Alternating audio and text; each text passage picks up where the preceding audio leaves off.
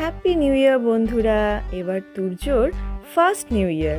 তো সকাল সকাল উঠেই তুর্যবাবু কিন্তু বেশ খোশ মেজাজে আছে। আজ একটু দেরি হয়ে গিয়েছিল, 9টা বেজে গিয়েছিল উঠতে, আর ওদিকে মা পরোটার জন্য সব কিছু আগে থেকেই বানিয়ে রেখেছিল। তা এখন গরম গরম পরোটা দিয়ে আমরা সকালে ব্রেকফাস্টটা সেরে নিলাম, আর তারপরেই হিমাদ্রি চলে গেল বাজারে। আজ সকাল থেকেই কুয়াশা, এই সবে রোদ উঠলো। ওদিকে বাজার থেকে হিমাদ্রি দুধ, মাছ, ডিম এসব নিয়ে ওরা বাড়িতে ঢুকলো।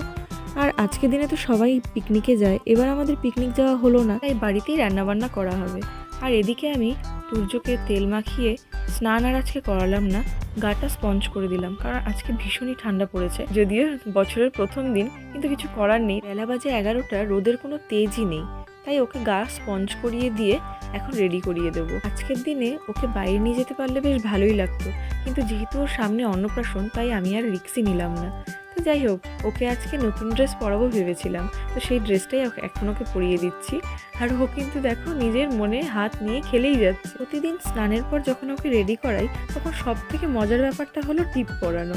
ওকে যখনই আমি টিপ পরাতে নিই, ও যে কি খুশি হয় ভগবানই জানে। টিপ পরানোর সাথে সাথে হাতটা তুলে নিতেই ও একটা সুন্দর করে হাসি দিয়ে দেয়। আর এখন না তুর্য সব ড্রেস দেখছি ছোট হয়ে যাচ্ছে, যেটা ভাবছি যে পরের বছর পরাতে পারবো, কিন্তু বার করে দেখছি যে না, এই বছরই হচ্ছে। এই ড্রেসটাও তাই, যখন কেনা হয়েছিল তখন অনেকটাই বড় লাগছিল, ভেবেছিলাম পরের বছর পরাতে পারবো, কিন্তু না, বের করে দেখলাম এটা এবছরের জন্যই ঠিক হবে। তো দেখো, টুপিটাও পরিয়ে দিলাম, যেহেতু একটা হাওয়া চলছে, ঘরের ভিতরেও একটা হাওয়া আছে। এবার ওকে নিয়ে যাচ্ছি ওর ঠাম্মির সাথে দেখা করাতে। তো তুর্যবাবুকে দেখে কিন্তু ঠাম্মিও খুব খুশি, আর ওর ঠাম্মির সাথে বেশ গল্প করে ওর নিজের ভাষাতেই। সারাদিন ওর সাথে কাউকে না কাউকে কথা বলতেই লাগবে, তা না হলে ওর মেজাজ উঠে যায়।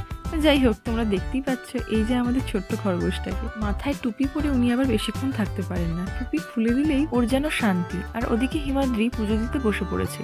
আজকে তো কল্পতরু উৎসব, প্রতি বছর এই দিনে আমরা রামকৃষ্ণ মিশনে গিয়ে থাকি, কিন্তু এই বছর এত কুয়াশায় আর বের হলাম না। পুজো সেরে বাবা আর ছেলে মিলে খেলতে লেগে গেল, আর আমি ওদিকে স্নান, খাওয়া দাওয়া সবকিছু সেরে নিলাম, আর তারপরে একটু ঘুমিয়েও নিয়েছিলাম। ঘুম থেকে উঠেই হিমাদ্রি চলে গেল বিমল সুইটসে পাটিসাপটা আনতে।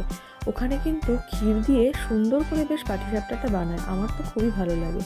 আর তারপর ভেজ পকোড়াও নিয়ে চলে আসলো। শীতের সন্ধ্যায় গরম গরম পকোড়া, পিঠা এসব খাওয়ার কিন্তু মজাই আলাদা। আর হিমাদ্রি বলছিল বাইরের ওয়েদারটা নাকি পুরো কাশ্মীর ফিল দিচ্ছে। তো যাই হোক, ঝটফট করে বেড়ে নিলাম। শীতের সময় বাড়তে বাড়তেই সব ঠান্ডা হয়ে যায়। আর এই যে চপগুলো দেখতে পাচ্ছ, এইগুলো কিন্তু রবীন্দ্রনগরের দোকান থেকে আনা, খেতে খুবই স্বাদ। তো এবছর এভাবেই আমরা আমাদের নিউ ইয়ার কাটালাম। তোমাদের ভিডিওটা কেমন লাগলো অবশ্যই কিন্তু কমেন্ট করে জানিও। ভালো লাগলে লাইক, কমেন্ট, শেয়ার করতে একদম ভুলো না। দেখা হচ্ছে নতুন কোনো ভিডিও নিয়ে খুব তাড়াতাড়ি। ততক্ষণের জন্য তোমরা সবাই ভালো থেকো।